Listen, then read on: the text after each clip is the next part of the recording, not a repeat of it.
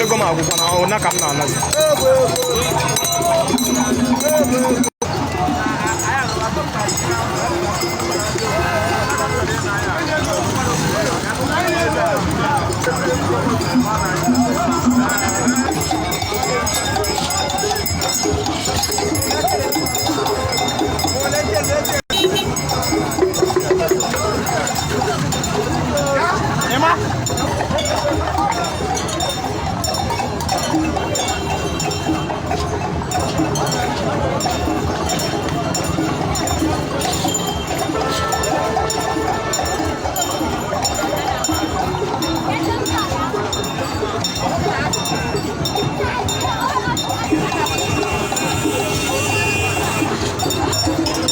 Thank you for watching. Please don't forget to like and subscribe.